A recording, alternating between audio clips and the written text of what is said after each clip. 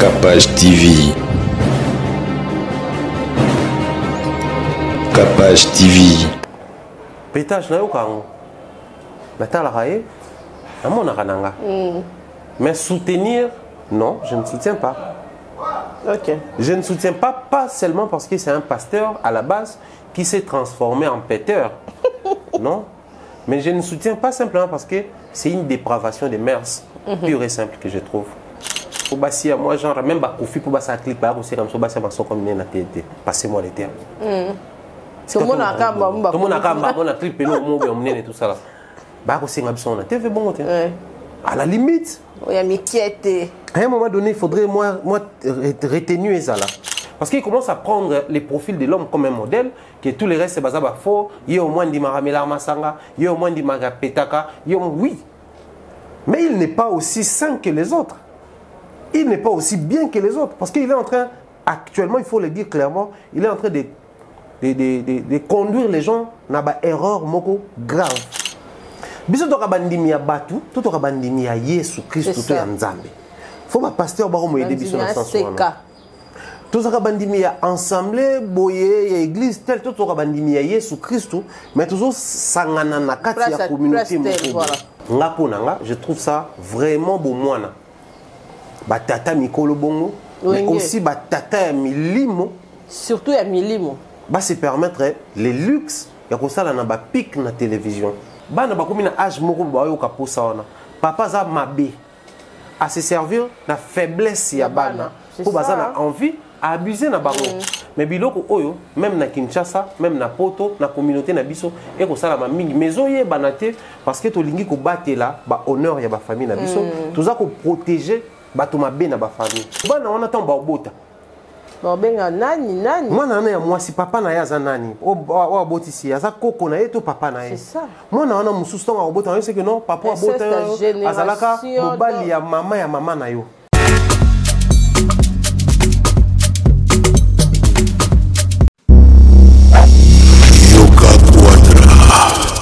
C'est moi Koffi Olomide. Je vous le dis avec cœur. Si vous voulez aller de Bruxelles à Paris, de Paris à Bruxelles, aujourd'hui, il y a un moyen que vous devez soutenir. Et un moyen que moi je vous recommande, ça s'appelle Neo Tam Tam. C'est fait de main de maître par un Congolais digne de ce nom.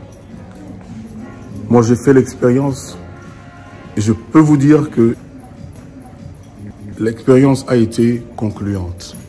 Donc désormais et dorénavant, pour vos déplacements, si vous voulez faire venir quelqu'un de Paris à Bruxelles, Neo Tam Tam. Déjà, c'est notre devoir dans la diaspora de soutenir les initiatives des compatriotes. C'est comme ça que notre pays retrouvera sa dignité, sa force et sa percussion. Quand tu es belle, tu voyages avec Neo Tam Tam Voyage. Vous m'avez toujours cru, je sais que vous me croyez. Oesa 12T, Oesa 13. Neo Tam Tam Ndé.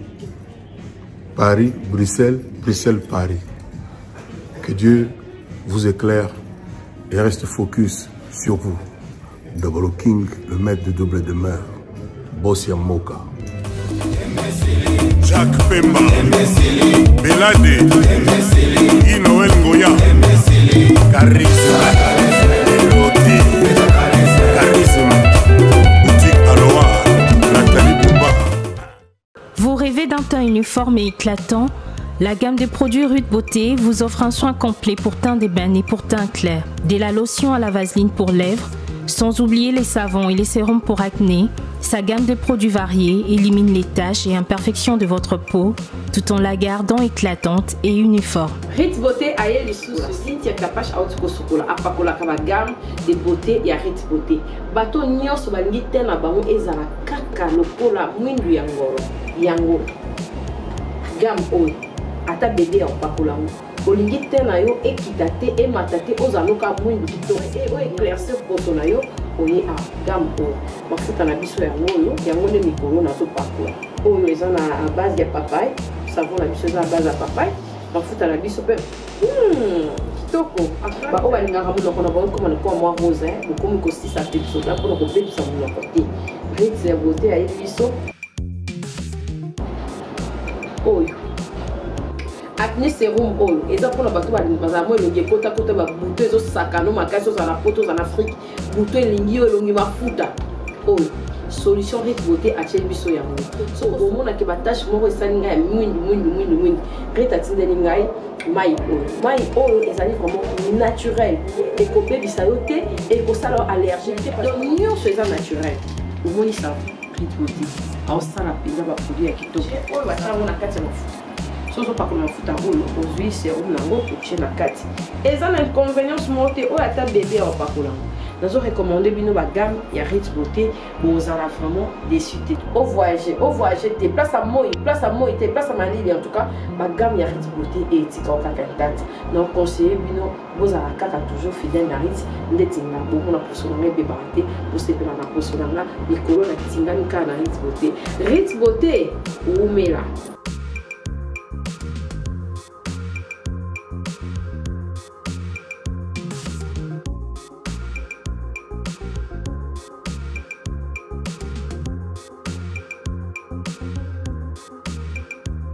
Utilisez-les dans vos soins quotidiens pour un résultat sans précédent. Fier de ma peau, fier de Ritz beauté.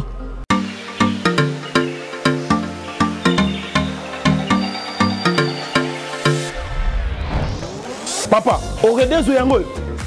Est-ce que biloko yango c'est yaki? Coco Télézawad. Mbote na biso? Mbote? Maman Kapache. Yo posa. Ah na Oredezo. Na conteneur. Na conteneur bakaro ya chantier. Ba yebisinga sérieux za makasi hein.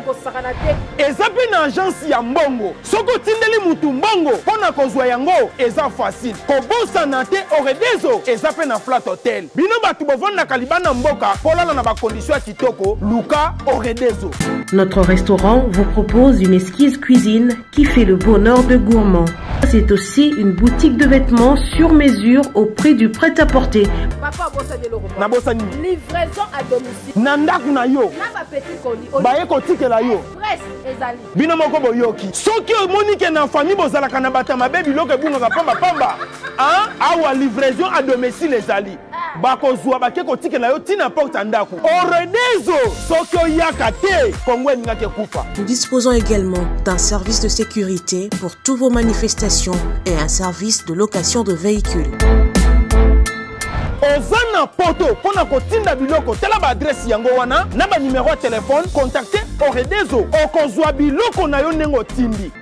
Retrouvez-nous à Kinshasa au numéro A8 de l'avenue d'Ibaya, quartier Matongé dans la commune de Kalamou, derrière la maison de la Bible, et au numéro 44 de l'avenue Baoumbu dans la commune de Matete. En Angola, martyr de Kifuangondo vers l'aéroport international de l'Angola.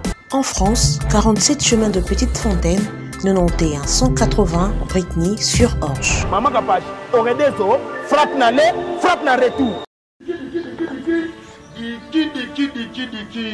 Nebisa bino ya sika yango eye agence na bino ya kitoko Royal Travel Agency bokozala décité pona kozwa biso eza na mona facilité Facebook na biso eza pekaka Royal Travel Agency directement au beti et puis email na biso eza directement Royal Travel Agency 0d@gmail.com.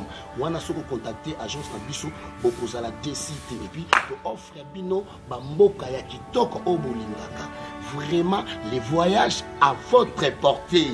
Tout ça wana to bino Chypre, Turquie, Roumanie, Biélorussie et Canada. Agence na biso eza na assurance ya kitoko. Ba o ba ko solo la kitoko ba komona makambo ya kitoko. Vous venez ebele boya ebele selon ya paka na paka suka le koma mungu ate tinya ba lobara wana agence na biso eza kitoko makasi Royal Travel Agency. Pour nous contacter biso adresse na biso eza facile lié eza que non de l'agence pour nous mona biso directement na boulevard du 30 juin référence Equity Bank BCDC. Donc contactez biso na numéro na biso oyo ya agence et c'est 081 60 24 373 directement aux Ubiso contact yango na bandeli pe yango batie arba affiché contacter agence Royal Travers agence beaucoup à la décité et puis pour la surprise ya ko surprise sabino na ba onyo so ba étudiant o bani batanga na Chypre to solder to boaki ya ko boaka et c'est makamno nyonso au cause à la décité agence Travers agence kitoko ndengo wana diki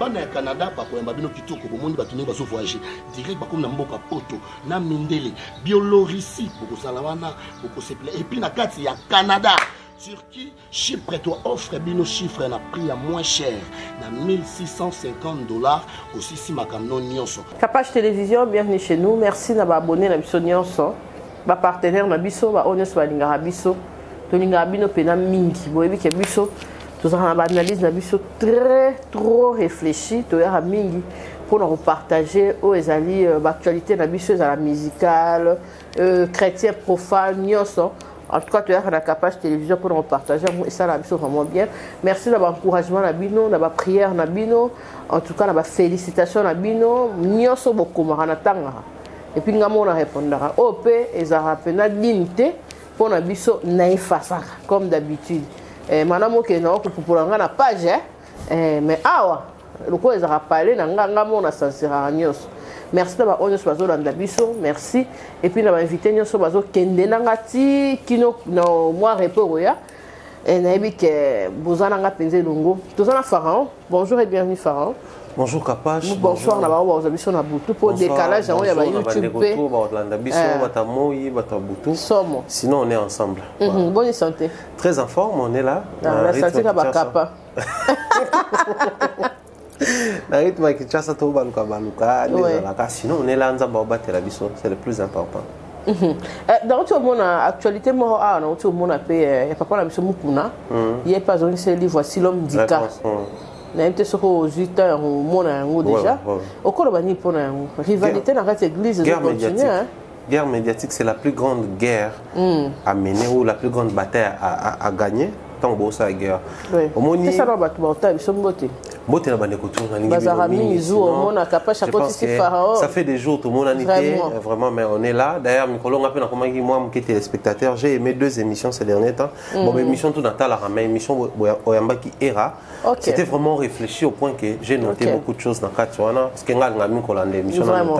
également émission Bossa qui na Mania Malika une très bonne et belle émission donc une très bonne émission pour nos notions et puis belle émission pour nos talents donc vraiment j'ai aimé sinon on est là la guerre médiatique on a capable s'il faut revenir à la question je crois les loyo né dans le baka mutakoza la mission zamba pessier mutakoza la musala salaka mais il faut toujours veiller à ce que on s'entourer na bato baza ba professionnel et médias ba professionnel et médias ba ko empêcher on nzamba tekati na yo to nzamba a émission au communiquer mais ba ko la kiso ba canoni il faut utiliser pour ça là parce que les loyo nga ponanga je trouve ça vraiment beau moana ba tata mikolo bongo mais aussi ba tata milimo surtout ya milimo ba se permettre les luxes ya ko sala na ba pic na télévision pour entre nous soit dit tant toi quand vandi bible zo ba même so to nda kwanza mpe to le roi bato ba eko yoka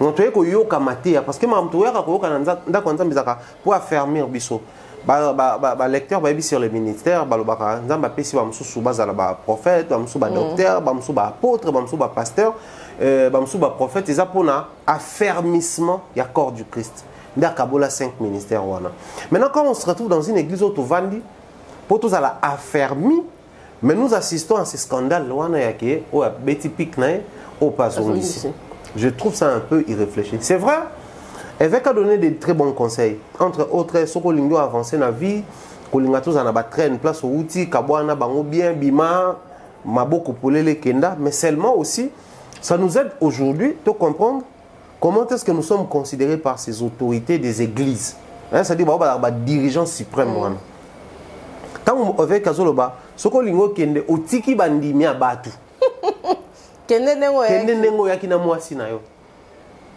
na ina simba on a dévolé mais mwasi na yo awe poko za mondimi ya batu entre nous soit dit. Moi, c'est ça, na degré moussoussou, il y a l'ibala. Mais quand on croire na suprématie, ton autorité, on dit ma personne n'a pas avec. Ce sont moi ça bien là, on dit avec. Au sein d'année.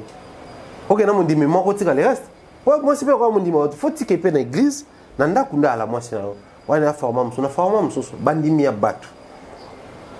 Biso to ka bandimi ya batu, to ka bandimi ya Yesu Christ to ya Nzambe. Faut pas pasteur ba ko moyede biso na sens wana. Tout ça bandimi ya ensemble boye ya église tel tout ça bandimi ya Yesu Christ mais toujours sangana na kati ya communauté voilà. On s'identifie dans une communauté où on est juste membre d'une communauté. Parce que tu s'identifies à Christ, on te met chrétien. La première fois où on appelait les gens chrétiens, ils ont quitté une vie locale à Christ. Ah, ils sont comme les Christ Jésus, Christ n'a pas parce que Christ, tout comme Messie, selon l'histoire, un monde basé belé. Ils ont Jésus.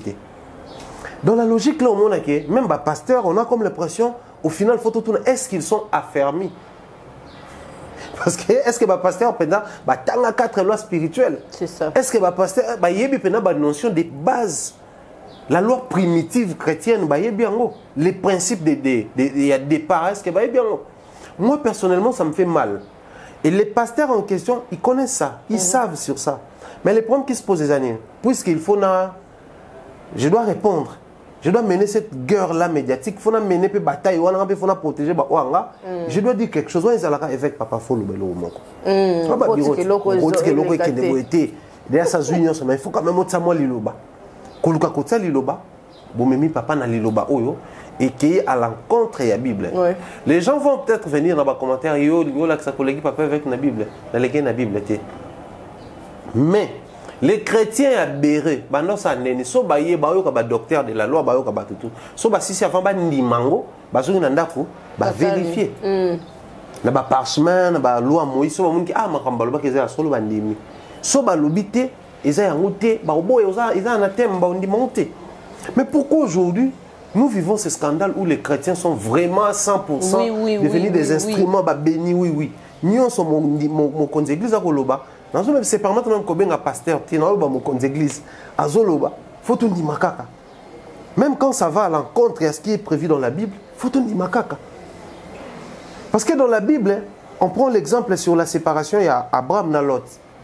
Abraham et Lot, Abraham et Lot pour une place où il y a non, tu sais l'autre l'aime tatala kabi koto na mon ngoza un verre pâturage, koto n'aime te beau ta bien, koto ne boue, ngana poni koto Abraham a dit OK, kende kuna. Mais pourquoi séparation elle est là? On doit nous révéler le bloc oh Isaïe anga oh fetikala oh ça. Même surtout qu'il y a une histoire de la Bible sur Jacob tant René Kobala. Au moins que je m'abuse. Tant abali moi c'est le bosso va compliqué tout ça là abaneli sous d'autres pour moi c'est m'balé. Après tant abimaki na moi na basi naye na bana naye na ba avoir naye. Nous soit créé qui na kati ya na ko oncle pe beau père né là-bas abimaki na oyaye. Mais pourquoi aujourd'hui, quand c'est François Mutombo qui doit partir, on lui rappelle que non? Attention, au bimina bandimi narga. Bilo quand on s'ouvre, aujourd'hui on a ACK.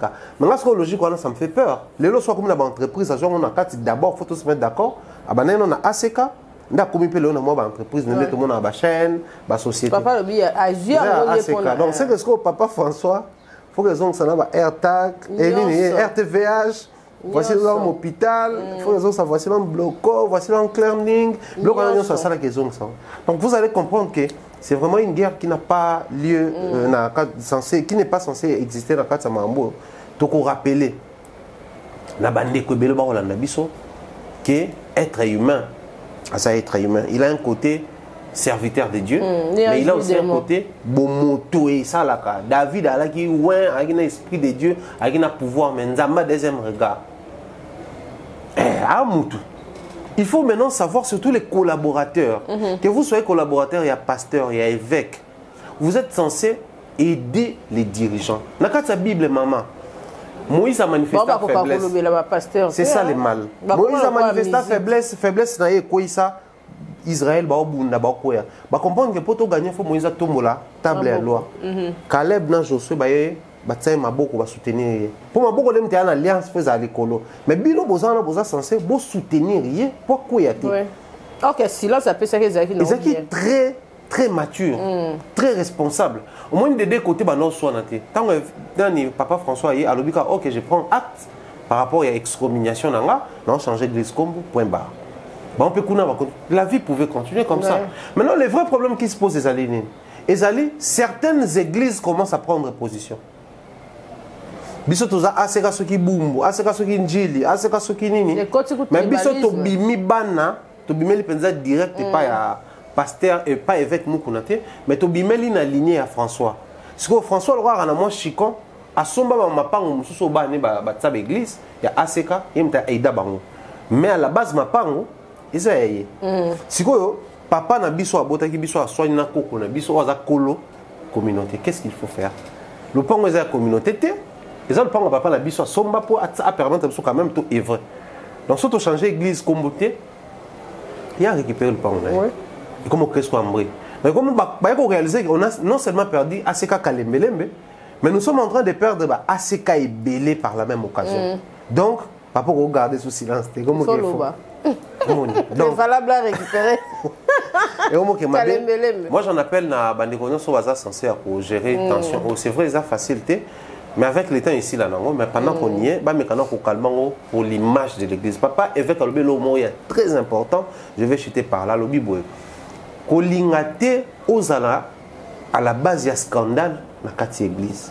Il y a mort déjà. Il y a mort peu message. Je pense qu'il faut AVR ce que Mambazo loba et créer scandale. Parce que qui m'y kotaki tant il y a lobby. Et puis si monte côté page, il est grand temps que ceux qui collaborent avec les pasteurs François et l'évêque Mukuna, qu'ils essaient un peu de donner quelques conseils d'orientation, surtout les spécialistes en communication. Essayez de voir ces côtés-là, car ça vous engage, vous maîtrisez mieux la chose. Je pense que vos conseils vont servir pour beaucoup mieux que peut-être conseil à pasteur, toi à évangéliste. Maman Lydia. Elle lit trop dans live. Ça m'a fait trop mal. Oui, réaction dans les amis. Pour déjà réaction dans les amis, je pense que les oyo makamba conflit, ça existe, ça a toujours existé et ça va continuer d'exister. Mais il est grand temps toi comme ça la apologie à la conflit, mais toi cause à la sincère même dans les médias. Pourquoi je parle? C'est ça qui est important. Sortie médiatique et ça qui est important parce que dès le départ elle n'a jamais été sincère. Je m'assume. Et combien important et nous a l'importance ce qui depuis le départ est sincère. OK. Alors bien lokomoko, je savais que j'ai dérangé. Dans la live nana à répéter trop. Je savais que j'ai dérangé mais je ne savais pas que j'ai dérangé autant jusqu'à ces points.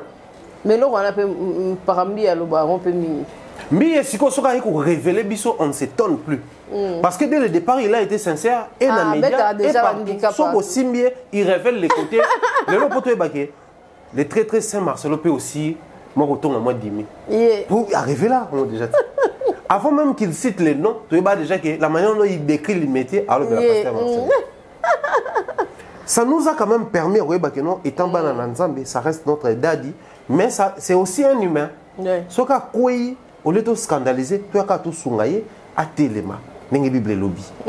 Ozomona. Maintenant, maman Lydia, je ne sais pas si sa logique c'était d'encaisser peut-être, qu'il faut encaisser nanga, faut gérer nanga. Elle a été combattue par presque toutes les femmes ou tous les messieurs et musique congolaise chrétienne. Mais quand elle encaissait, c'était quoi l'intention? Parce que je suis très sainte. Parce que je me dis, c'est pas important de révéler ça à la face du monde. C'est simplement parce que j'ai aussi des problèmes. Oh, ceux qui n'ont pas koloba, bakoya koloba. Millions de canabons, tel milliard musique, tel yamokili, tel milliard musique en Zambie.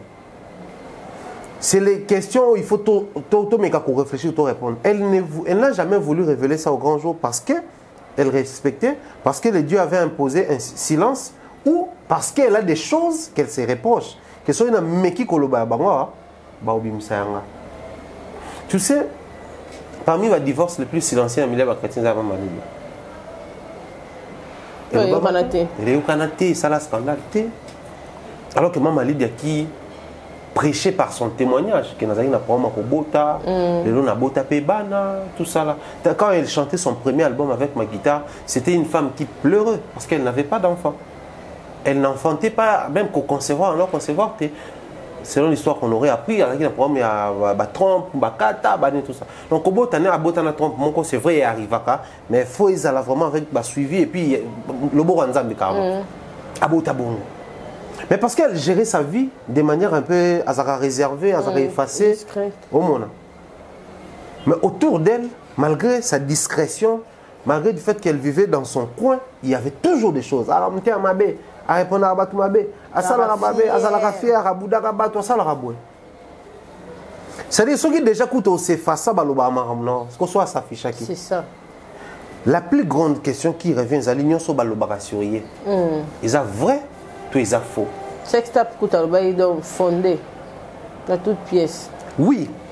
Mais le problème, c'est quoi? Bible Soloba, avant, on y a que la pas inhalé soit poutre inhalé soit montou, non pas que l'on n'a pas eu inhalé sur c'est le plus grand exercice que les chrétiens doivent faire au niveau où nous sommes. Parce que quand elle monte au créneau pour dénoncer les basiques si restaurants et tout ça là, donc elle sous-entend que bateau basique si en bateau bazo combattre et ça bateau il y a milliers de chrétiens où il nous révèle bazo kata ba fiche à concert d'ailleurs bazo kata ba banderole ba panneau ba na kati tissu na nya sur bâche ba kiti si en oui. Oui, ça arrive. Nous, on a connu ça, tout ça. Le monde a d'accord dans la showbiz, il y a quoi dans la route, ça arrive à tout le monde. Maintenant, il y a ce qu'on a remonté à Monique. Il y a quand elle ne nous parle pas de démons, et ça, il y a milliers de musiciens,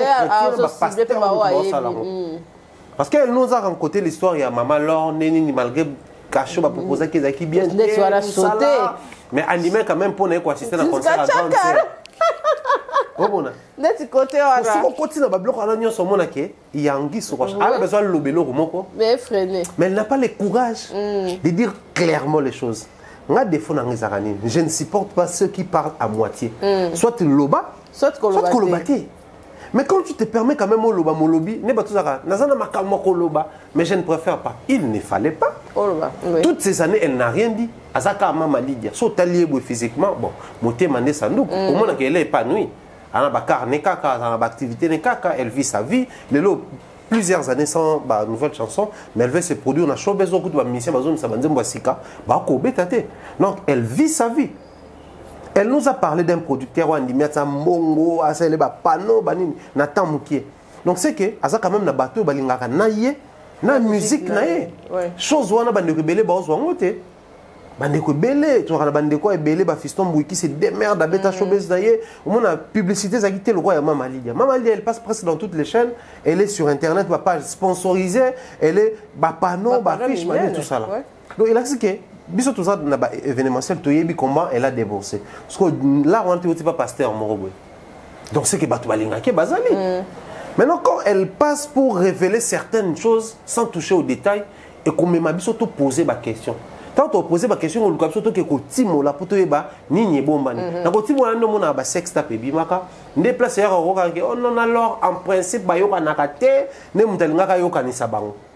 De comme ko non moniye jour moko ba tala na ka lesu mo na papa Christian de lora sepela ka te mo bloka ne bima bon. Des choses qui tâchent ba image na bango.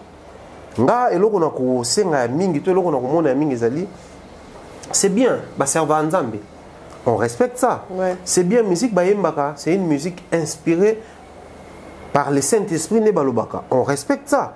Mais les plus importants, ils ont en face d'eux des personnes aussi matures qu'instruites. C'est-à-dire, toi, Mikolo, toi, moi, Makambo, nous sommes dans la même société. Oui, arrivera que, na cause à la camarade à cousin, na cause à la copain, il y a cousine, na cause à la copain, il y a musicien, au monde. Et na love ba secret bi makaka les engagés love là ba moment na ngobi ça ba secret ebelé c'est-à-dire des secrets liés au travail mais tu racontes ça à ton homme ou à ta chérie ça arrive parce que biloko mususu oh elle gère pour sortir à moitié il y a quelque part quelqu'un qui connaît la vraie version quelque part quelqu'un qui connaît la vraie version et si cette personne là sortait pour nous donner des révélations détaillées. Elle sera encore obligée de revenir en live pour expliquer sous. Moi je trouve que Roko Masko j'ai ping-pong. On a chrétien qui a oh abeti, alors que ils ont possible d'abima kuana. qu'elle nous dise tout. T'as la problème dans les années ceux qui pensent à Marambozo le baiser solo.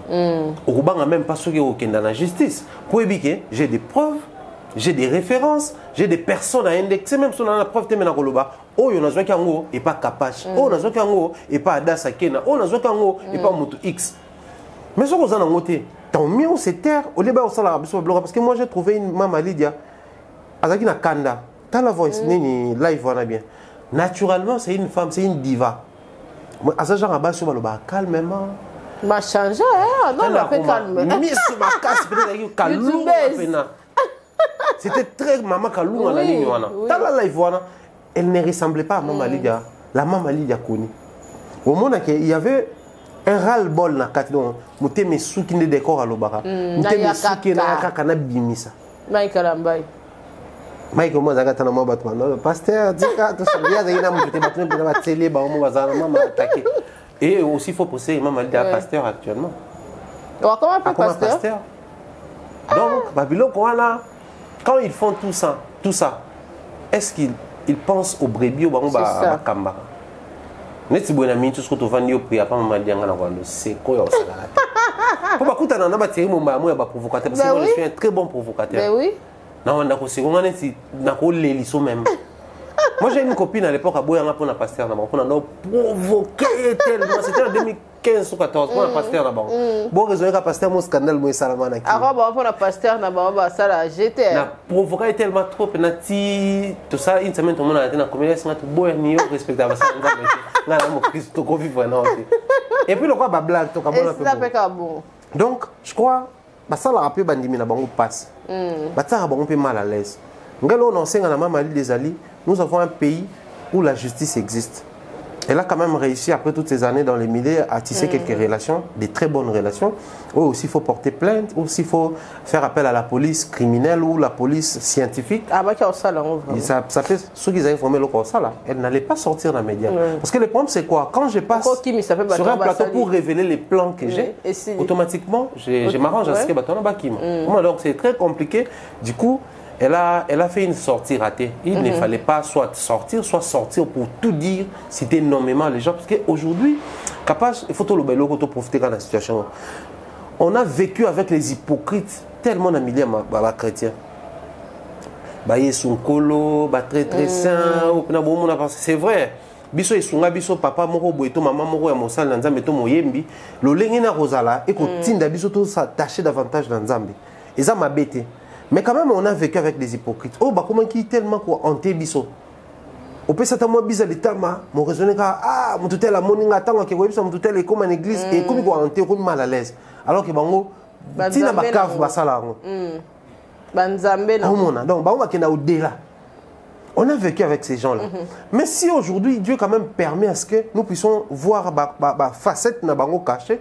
Ils allaient te pour à exposer bango to pour pengui sabiso mais ils allaient pour même abiso na maturité que ngai ndenzambe na mo santo ba santo bino bato wali faillible boye ko la non seulement ko zwa bango lokola bato mais boye ko la peso ki bomoni bango ba koyi ko sunga ka bango ngana zoka ko koya basana nzambe bongo que ce sont des humains qui peuvent tomber et aussitôt ba koyi ngai lokola moto na sa mo position bible dit que les forts soutiennent les faibles. Ceux qui moment écoutent les forts, les faibles, il faut soutenir là.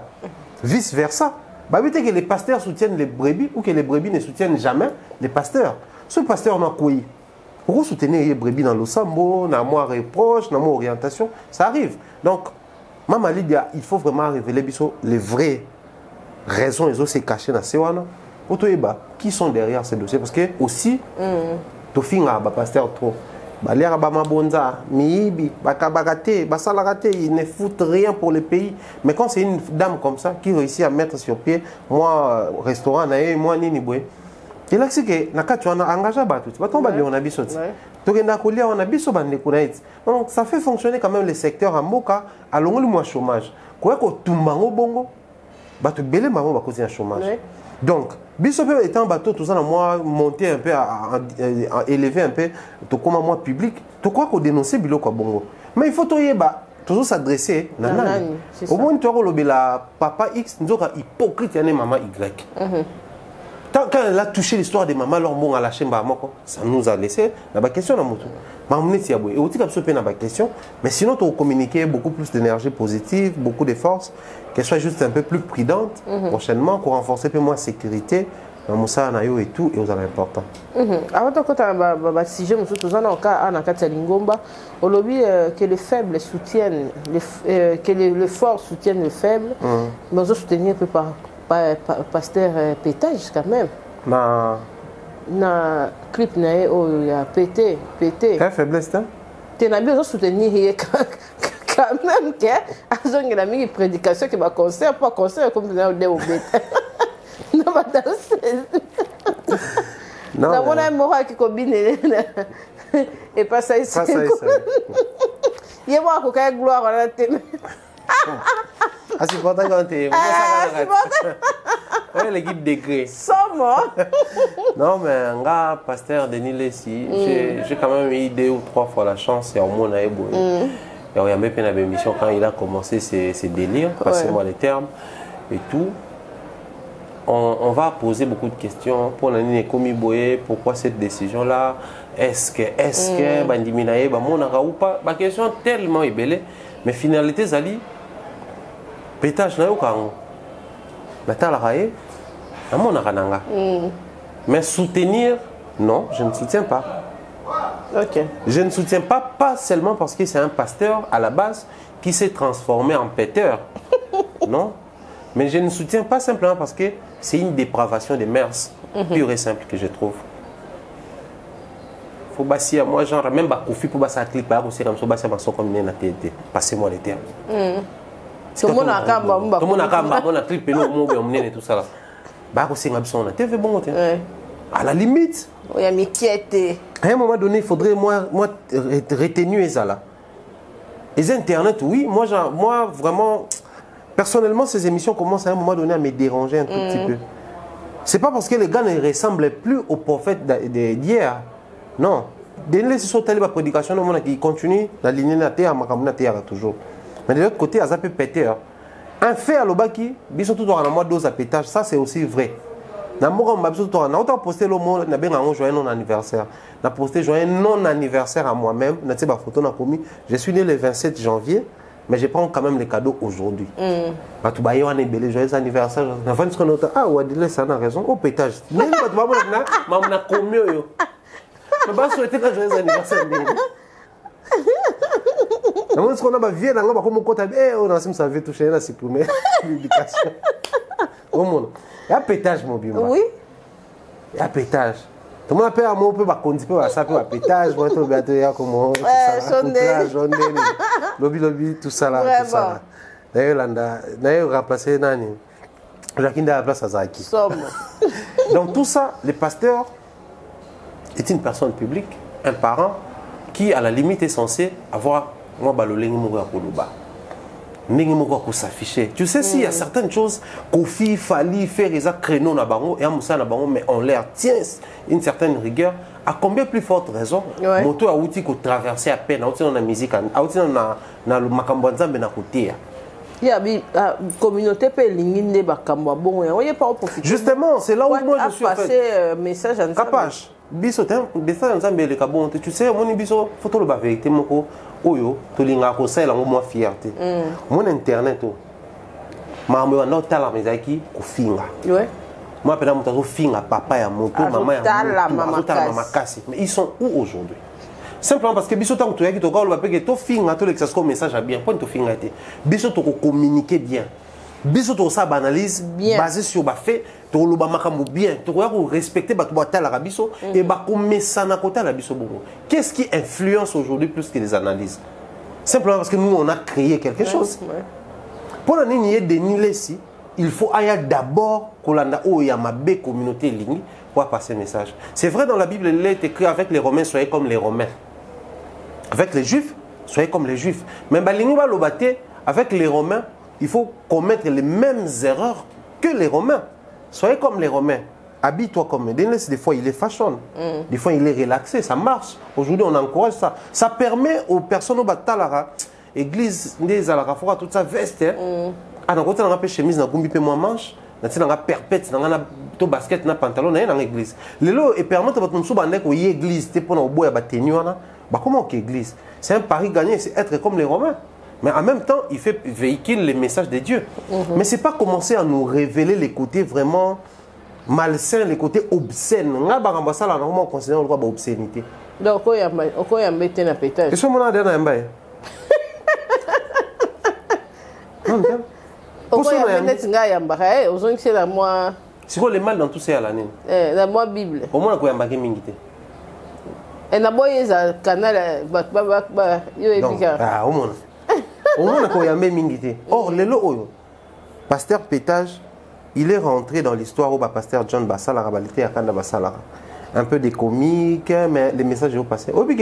Parmi les plus grands motivateurs, au Soumbourg, le roi de Côte d'Ivoire, on a nos compter, influencer les pasteur. On n'était pas obligé de faire des ordres. On a ce qu'on a sans chaud naturellement. Donc, ce qu'on a en business, je prends tempérament pour reconnaître parce que j'aime approfondir, comprendre, ce qu'on a bien ça en fachara. Mais à côté, on a travaillé sur le tempérament et c'est presque chaque week-end que j'organise des fêtes, que j'anime des fêtes. C'est presque tout le temps que je voyage. Je suis dans la province, toute place pour animer la fête. Je fais le billet d'avion aussi sur Zone Kin. Mais la technique, on n'a pas. Denis pouvait le faire. Lui, encore de grâce, il a la parole. Il a une communauté parce qu'il y a un évêque, il y a une communauté morobo. Peut-être qu'on va diminuer direct, peut-être Maman Tina, on dit, on a une émission à l'école qui il n'y a pas un programme na kota raté. Ça dit beaucoup. Nini oya yo kota raté. C'est que vous vous reprochez des choses. Façade quand tout le monde a vu nous boire ensemble. Après, quelle est la leçon pour prendre la année? Naza personne publique, n'a pas parents. Je dois veiller à ce que les fanatiques n'ont pas privé na bana nangate. Je dois aussi veiller que bana nanga ba privé nga peut-être na fanatique nangate. Netier à la personne publique. Il doit veiller à ce que les côtés pétage et à suyer côté Moussal Nanzambete. Mais à reveiller peu côté Moussal Nanzambe et empêcher te à l'Obama Kamotu o mamozo et en église so une zembomoko pasteur comment pasteur le Daniel ni les longa maimba kala sosola. J'ai dédié cette chanson à tous les chrétiens qui consomment sosola tango sosola. Ce qu'il a chanté, une partie est Nzambe, une autre partie est la réalité de la société. Est-ce qu'ils ont vraiment 100% l'île Nzambe? La réalité à vie. La réalité, mais tout le monde actuellement, c'est un pasteur. Oh. Ouais. À quel âge? Azar, pasteur. Un pasteur. Atika Chan. Je crois que nous avons album P Karaté, tout ça. Nous avons un même concert, on a Tchangou, pour une émission, tout ça. Donc, je crois. Denis peut être péteur, mais à revoir de façon comme ça là. De la foi, théâtre, mais. De la foi, c'est un artiste comédien. Tu as commis évangéliste, tu as commis pasteur, tu as commis autonome en église, tu as commis élevant en dignité, tu as église à Mounen. Mais à continuer à m'emmener ça là toujours. Comédien, s'il faut, avant d'en ça, va penser. J'ai préféré encore Nathan Denis dans un film, moi, faire jouer rôle à Satan, à Boubani et tout ça. Ils ont multiples facettes. Tout le monde a un pasteur. Tout le monde a un art qui est à l'église, mais ça la musique à Moukil. Mais seulement la manière dont il a embrassé la chose, pour se faire de la place, il est allé vraiment jusqu'au-delà de la frontière. Bloc on a des mœurs, des filles, des mauvaise moralité. Tant que tout dans l'église, ils ont un pétage, oui. Mais ces filles-là, parce que pour mes années, ils ont un peu les pasteurs les plus sincères. Mais pour mes amis, ils ont fréquenté à milliers. Tu as un profil à bateau yazala na bango. Tu as un fille on a bayaka kusala ni. Je suis dans les milieux. Je connais presque toutes les filles à traîner na bango. Tu as une moralité na bango. Tu as 1 heure pour une fille là, ça représente quoi? Tu as maintenant, quand lui il traîne avec Bango, parce que il faut vendre la calme, tu accepter que bateau batal la réalité militaire, base à la berner, base à la mélanger la bêtise, parce qu'il commence à prendre les profils de l'homme comme un modèle, que tous les restes c'est basé à faux. Il y a au moins dit Maramela Masanga, il y a au moins dit Magapetaka, oui, mais il n'est pas aussi sain que les autres, il n'est pas aussi bien que les autres, parce qu'il est en train, actuellement, il faut le dire clairement, il est en train de conduire les gens dans une erreur grave. erreur monumentale. Avantage na moi là.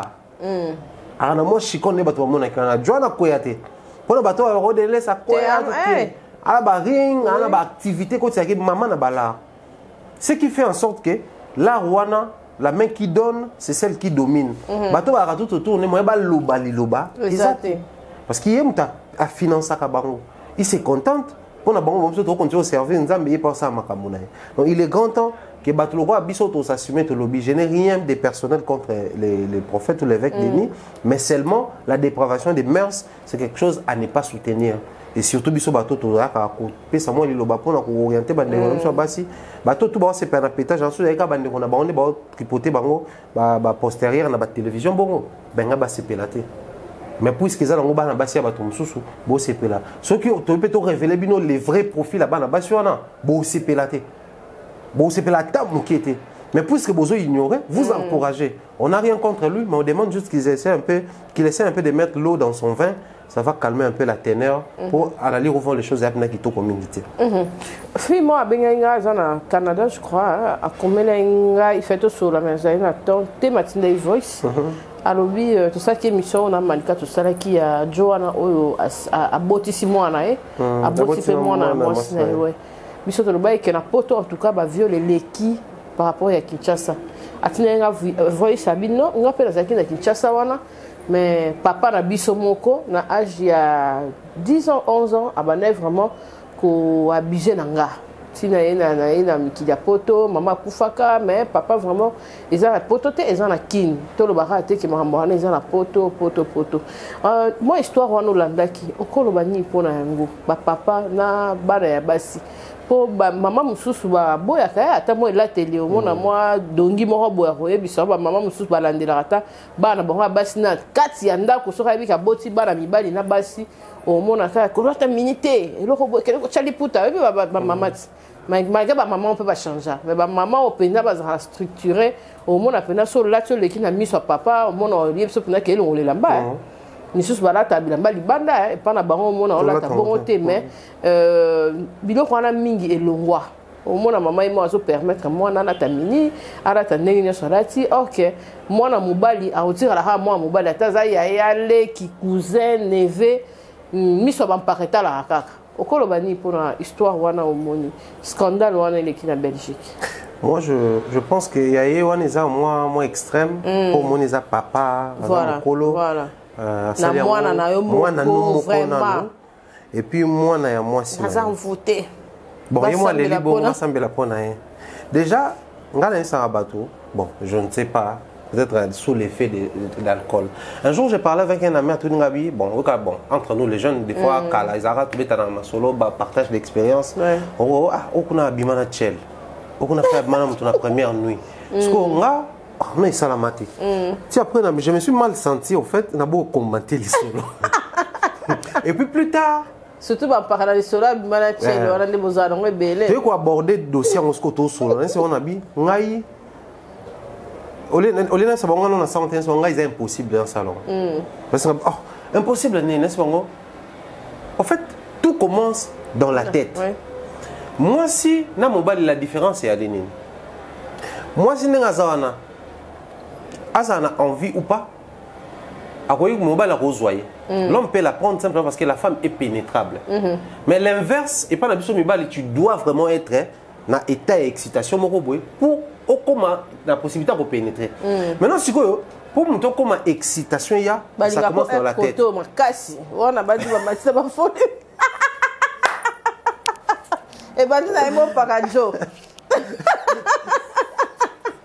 C'est pas vrai. Quand on a un artiste, on va s'envoler ma casse. C'est pas vrai. Excitation, tu as un moutou. Parce que ceux qui moutou n'ont pas commandé auto-excité. Il y a un moment où on va violer la basse. Parce que ceux qui bassent, on va pénétrer à mes balles. Malgré la virilité, la force, on va violer. Parce que ceux qui ont boïna, ils sont s'exciter. Donc, on pénétrait au thé. Or, la femme est pénétrable, l'harmonie sera toujours inverse. Maintenant, tu tombes sur une personne entièrement inconnue. Il n'y a aucune attraction pour aimer maillot dans l'excitation. Donc, tu ne peux pas pénétrer. Or, excitation ou takanamutu, il faudrait nourrir notre esprit, notre envie. Esprit nous a accepté, envie wana a commandé nous autres. C'est le sang, n'est ça la verge masculin tellement. Pour ma qu'il y a que côté était en excitation. Maintenant, si vous commande wana exercice wana des commandes na mutu, tu comme wana. À part na lobiso peut-être on a kuiti ya masanga parce que kuiti ya masanga il me rappelle mobali na ba appréciation moko boye bani tout ça pour faire accepter mental na. Donc papa pour comme à niveau ya comme excité pour pénétrer ta fille. Et puis il y a mon côté. Pour pénétrer aussi la fille de ta femme. Il faudrait d'abord au banda par nourrir âme na yo. Place ba envie na ba désir vandara na poser au salon. Ce que si pour ça on a na âme na yo, ne au mettre en pratique. C'est-à-dire na cause na posa beto. Mais so yo le kinga na makasi malgré posa na nga wana obetanga kaka. Na cause na posa ya osimba plafond. Mais so le plafond le qui limite na mula inaza na posa ou pas na okomati.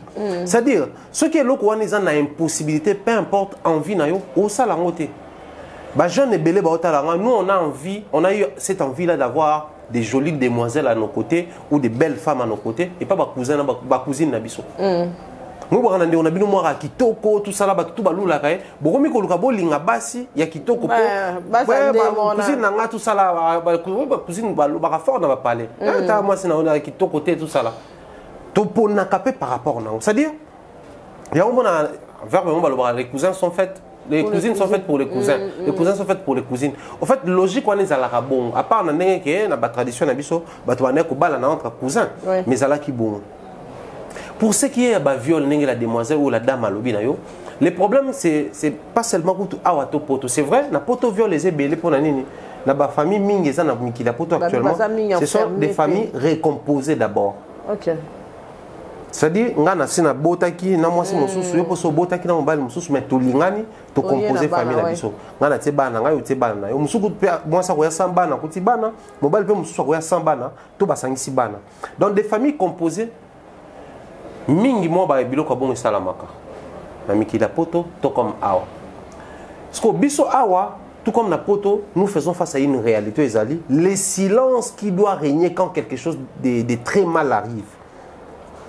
Ba Congolais to ba Africain to ali na lolenga ko battre la dignité au détriment de la pureté ya ba amabatu. On te viole na famille avant de négocier entre famille on ne dit à personne, tu vois, on va crier sur lui, ça ne va plus se répéter. Si tu dis ça, ça va ternir l'image des familles, tu vois, on est chrétien, tu vois, papa est pasteur, papa est PDG, papa travaille, ça va arriver jusqu'aux oreilles des amis des papas. C'est-à-dire, on fait avaler la pilule à l'enfant, cette pilule à l'enfant finit par accepter la réalité. C'est le mal là où ça commence. Moi, je vais prendre mon exemple très rapidement. Moi, j'ai été violé étant un mouké. Bien que garçon.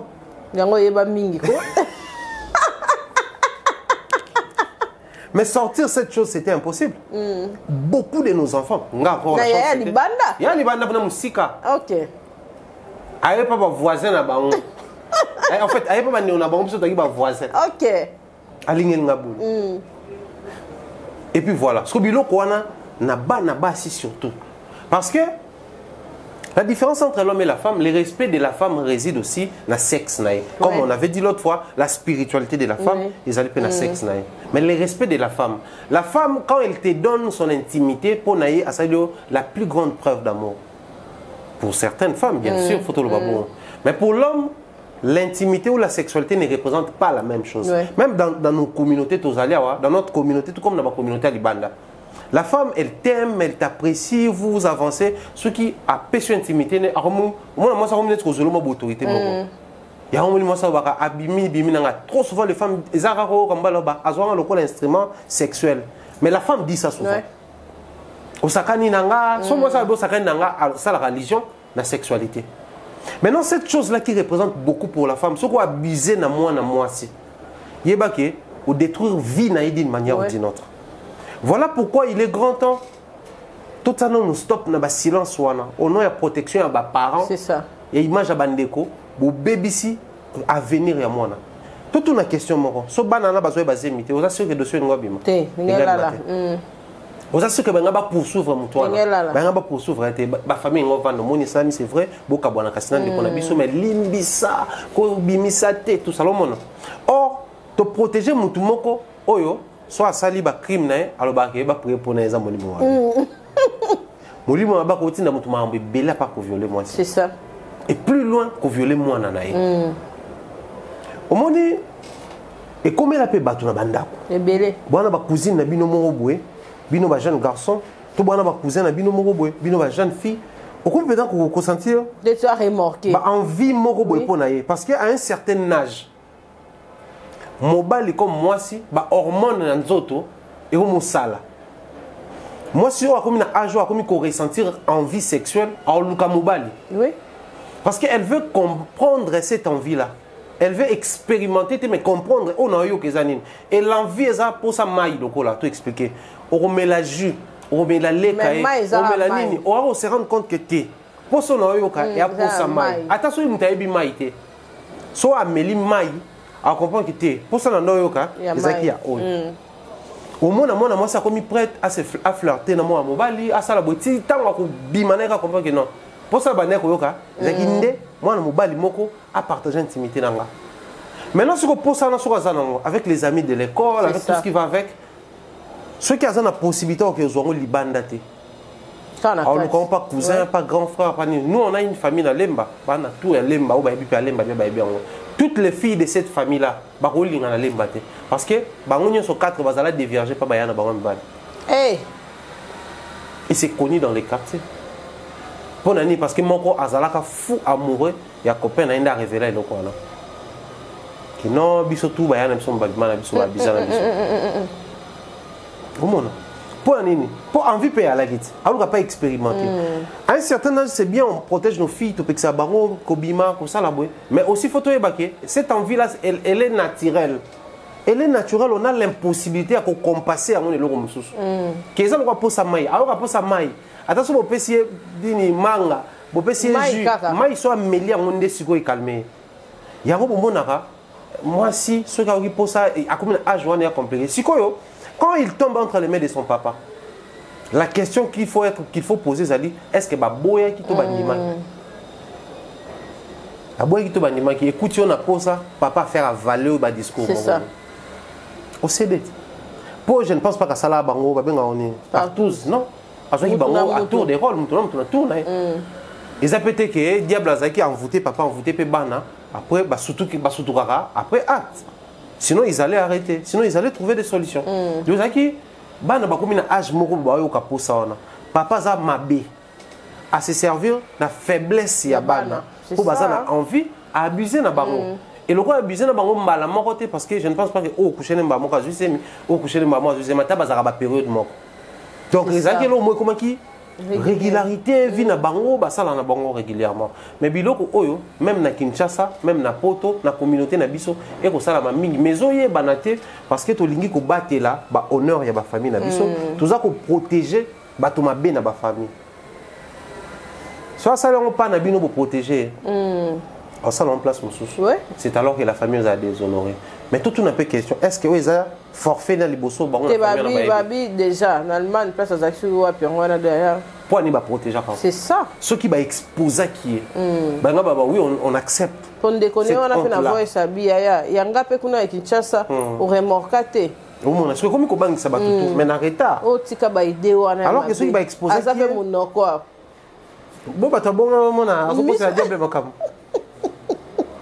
Donc, bandero ba Hollanda biso, vous êtes en famille ou je ne sais pas moi. C'est vrai, beaucoup de choses sont les canaux dans ma famille, mais tout ça obligé à bimara. Tout ce qui est na biso, na ba responsable. C'est ça. Au mona. Tout le belika côté à moi c'est. Mais tu sais qu'il y a des dames. Oyo, abima na propre moi na na mobile. Oui, et belé. Tu sais qu'il y a des belles mamans au abimaka, to benga on est marâtre. Abima na moi na mobile na. Oui. Exactement que o aye bakité exactement que moi na mobile même ta tante que ça yé moko penza ta planifier le konaye tout ça là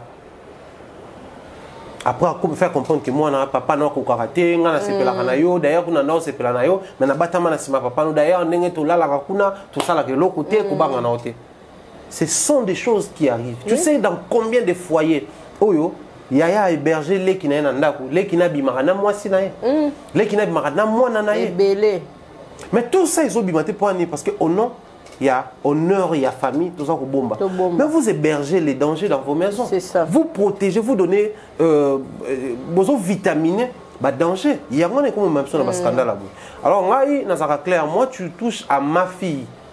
Toi, bon, que tu sois mon frère, mon cousin, je ne sais pas moi qui, je t'ai traduit en justice, point barre. Parce que dans ça, la famille, au tombeau, mais après, on protéger la famille, soit il y a biso pekaka, toute la famille mususu. On protéger des honneurs à Mounene qui sont natifs en bon. C'est ça. Pour baser mes aboyés pour que mes colons la boye boyolongo. Et boya ma et ko ma pe bana et ko ça nisko bana on attend ba bota. Bon benga nani. Moi na ya moi si papa na ya za nani. O botisi ya za koko na yeto papa na ye. C'est ça. Moi na ona mususu tonga bota c'est que non papa bota azalaka mobali ya mama na yo.